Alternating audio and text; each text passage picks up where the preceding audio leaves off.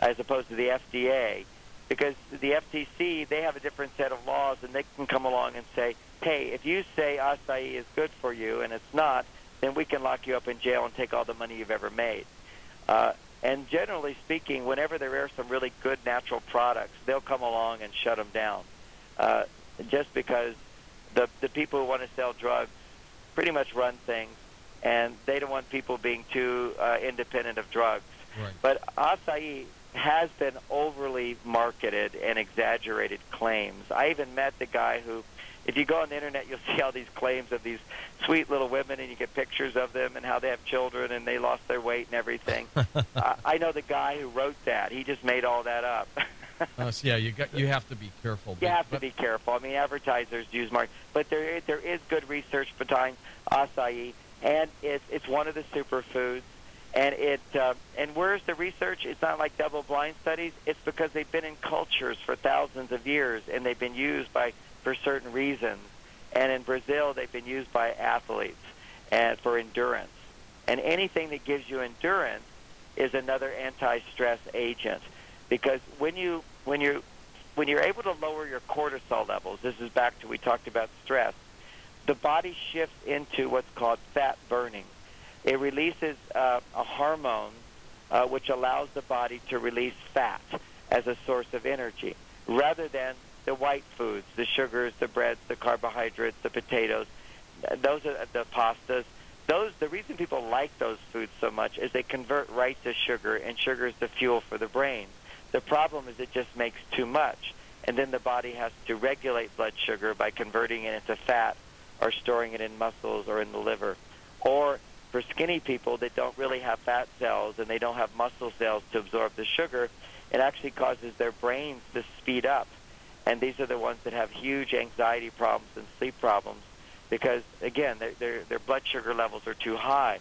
And at a certain point, when you have insulin resistance, then even small amounts of sugar cause high blood sugar levels. Oh, it spikes, doesn't it? Yeah, it just spikes. And so the thing is that every time blood sugar spikes, there's some neural damage going on. Now, what I want to point out again and again when people... Let's do that when we come right back, John. We'll come back, and I also want to ask you a little bit more about just supplements on this planet and why Mother Earth produces it. We'll be back in a moment. What is it about this planet that has almost every remedy, almost everything we need growing on it to help us physically? How does this happen?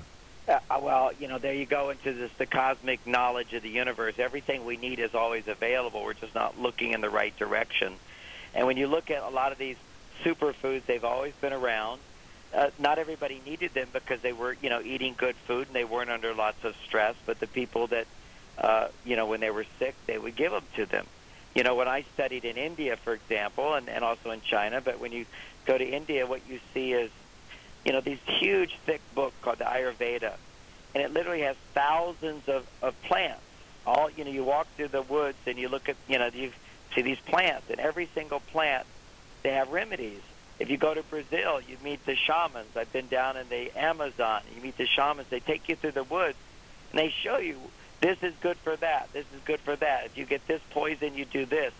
I think my first exposure to this was just going on a nature hike, and with the guy taking us on the hike, he said, here's poison ivy or poison oak, and if you get poison oak, what grows right next to poison oak is mugwort, and mugwort, if you put in a little solution, will neutralize the effects of poison ivy.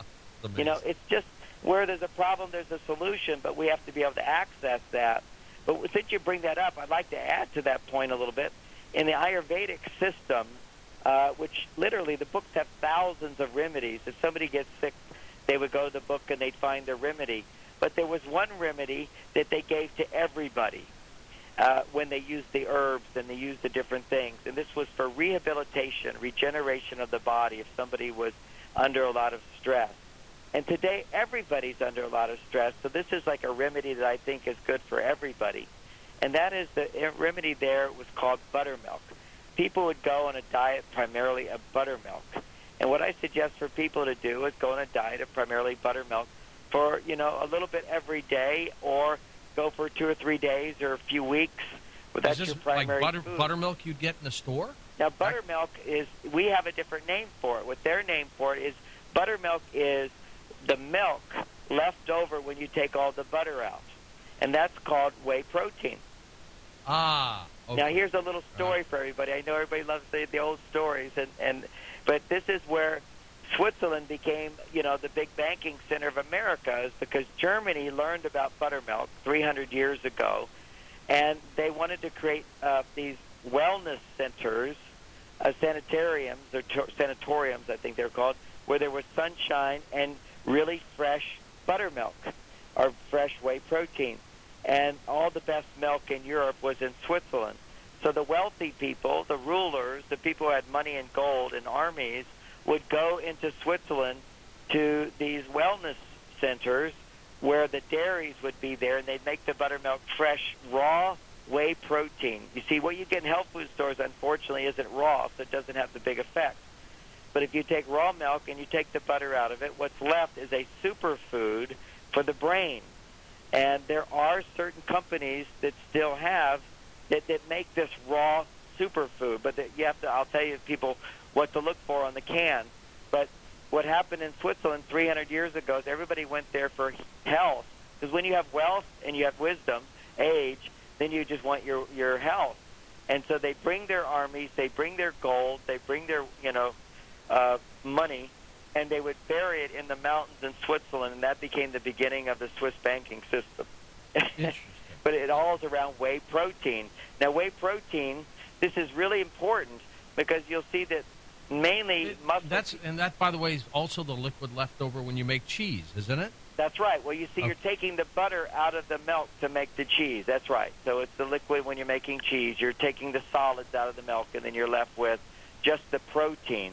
The fat has gone into some of the protein, but mostly fat has gone into the cheese. So you're left with whey protein. Now, if it's non-heated up, that's called raw.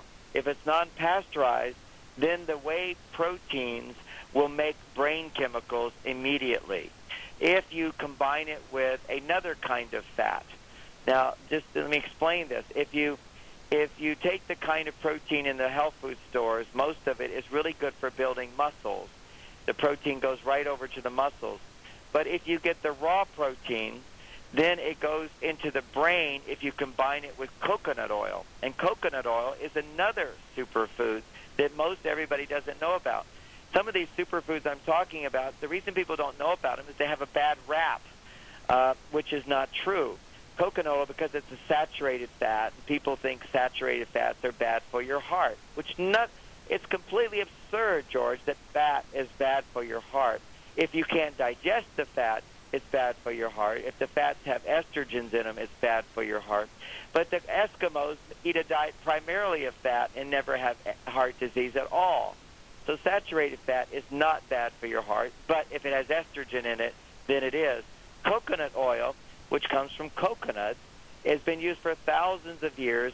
It's a different kind of saturated fat. It's a medium-chain triglyceride is what it's called. And that means that it's easily digested by the body. And actually putting it in your body stimulates the body to burn fat rather than to burn sugar. And every time you're burning fat, your cortisol levels drop. Every time you're burning sugar, your cortisol levels go up. So we want to always be towards a healthy fat diet. Now, I'm not telling people just to go eat a ton of fat. Too much is, you can take too much. And the problem is that if you're under stress and you eat regular fat, other than coconut oil, your body can't digest those fats.